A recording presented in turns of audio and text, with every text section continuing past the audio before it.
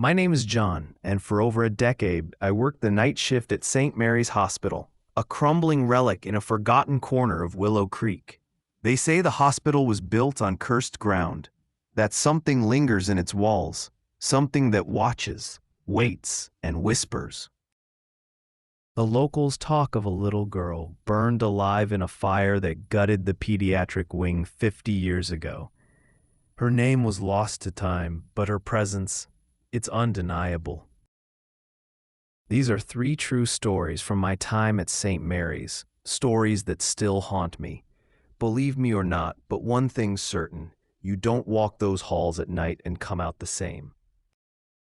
The air in St. Mary's was always heavy, like the hospital was holding its breath.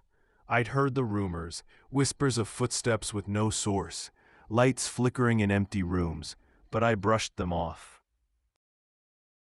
That was until the night Dr. Sarah Miller, a veteran physician, came back from a double shift with a look in her eyes I'd never seen before. Fear. Pure, raw fear. It was late, around 2 a.m., and the ward was quiet. Too quiet. Sarah and her team were in the break room, swapping stories to stay awake, when they saw it. A figure in a white gown drifting past the door. It moved too fast to be human, too silent to be real. Sarah swore it wasn't a patient. Most were bedridden, hooked to machines or sedated. Curious, she and two nurses stepped into the corridor. Empty, not a sound, not a shadow. But one door, at the far end of the hall, was ajar. The room where a patient, Mr. Thompson, had died hours earlier. Thompson was a frail man, ravaged by cancer. Before he passed, he begged Sarah, "Don't let me die, I'm not ready." His words had shaken her, but death was part of the job. Now standing in that empty room, the air felt wrong, thick like wading through fog. The bed was stripped, the machines silent, yet the door had been open. As the team turned to leave, a loud bang echoed down the hall, a door slamming shut. They froze, hearts pounding, and followed the sound to a storage closet at the corridor's end. The closet door was shut tight, but something was off. The handle rattled, as if someone or something was pushing from the inside. One of the nurses, Tom, mustered the courage to open it. What they found defied explanation. Dozens of chairs, brooms, and buckets stacked in a perfect, unnatural pile blocking the door. Just an hour earlier, Tom had checked the closet and everything was in place. Now, it was as if someone had built a barricade to keep them out, or to keep something in. Sarah's voice trembled as she told me the rest. An hour later, the closet door slammed again, harder this time. The team rushed to check, but the door wouldn't budge. When they finally forced it open, the pile of chairs was still there, but now it was taller, more deliberate, like a grotesque sculpture.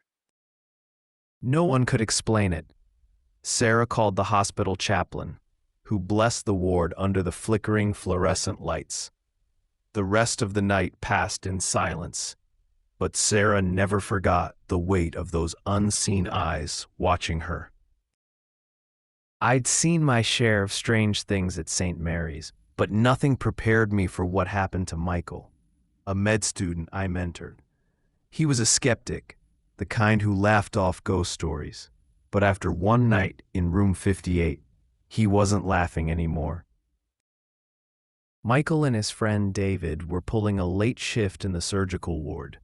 A patient, a middle-aged man named Richard, had died in room 58 the day before, after weeks in a coma following a car accident. His family had taken him home for the funeral, leaving the room empty. Or so they thought. Around 2:30 a.m., a call light blinked on the nurse's station from room 58. Michael frowned. Probably a glitch, he muttered, but his gut told him otherwise. He and David grabbed a flashlight and headed down the hall. The corridor was dim, the air stale with the scent of antiseptic and something fouler, like damp earth. Room 58's door was closed, the light off. They stepped inside, and the temperature dropped, a bone-deep chill that made their breath fog. The bed was empty, but the sheets were damp, a dark, uneven stain spreading across the mattress. Michael checked the ceiling for leaks. Nothing. Just dry cracked paint. "This is weird," David whispered, his voice barely audible over the hum of the hospital's ventilation. They decided to take a break on the room's balcony, lighting cigarettes to calm their nerves. David finished first and headed back to the nurse's station, leaving Michael alone.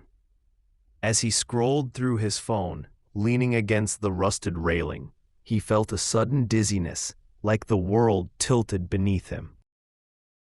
He stubbed out his cigarette and turned to leave, but something stopped him cold.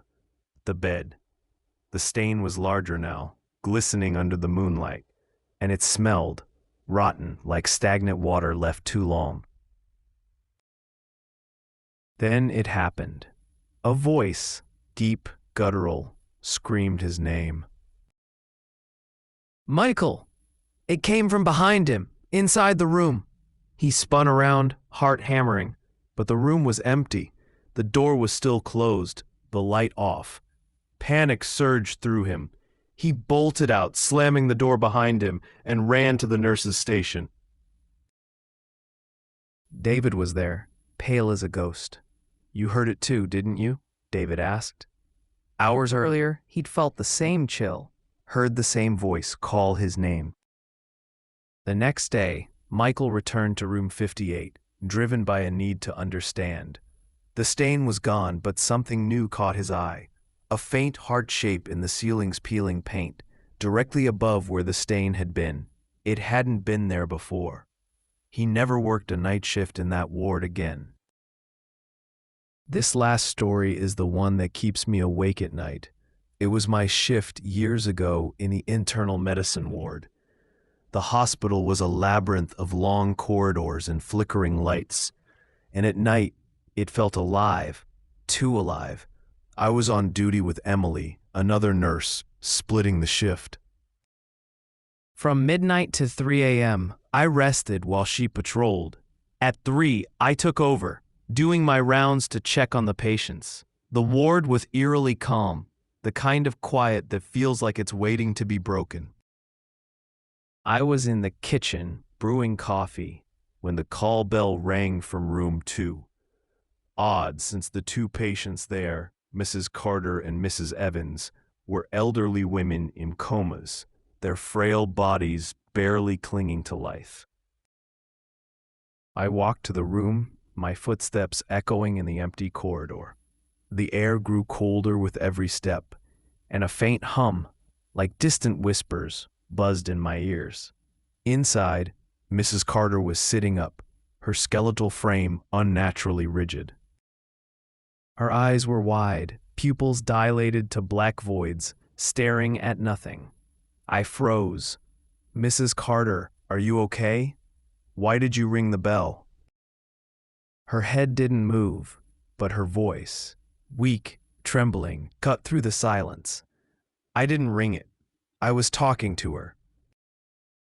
The little girl with long, curly, blonde hair. She asked me about my life. Then she vanished. My stomach churned. I checked her vitals, trying to stay calm, but her pulse was faint, her skin clammy. She sank back into her coma, and I left, shaken. It had to be a hallucination, right? Old age, medication, delirium. But the air felt wrong, like I was being watched. 15 minutes later, another bell rang, this time from room 12 at the corridor's end. The same cold gripped me as I approached. Inside, Mrs. Evans was in the same position, sitting up, eyes like black mirrors staring into the void. My heart raced. "Mrs. Evans, what's wrong? Did you call?" She turned to me, slow and deliberate, her gaze piercing. "The girl," she whispered. Blonde curls, so pretty. She wanted to know about my life. Then she was gone. A shiver ran down my spine, primal and raw. The room was freezing, the air thick with a sour, metallic scent. I mumbled reassurances and fled, my hands trembling.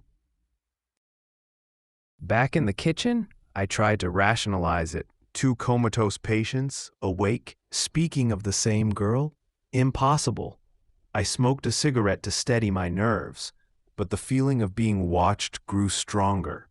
By 5 a.m., dawn's light crept through the windows, and Emily woke up. I told her everything, begging her to keep it quiet. I didn't want to be the crazy nurse. Later that day, I learned the truth. Both Mrs. Carter and Mrs. Evans had died between 1 and 3 a.m., minutes apart. Their death certificates said heart failure, but I knew better. The girl had come for them.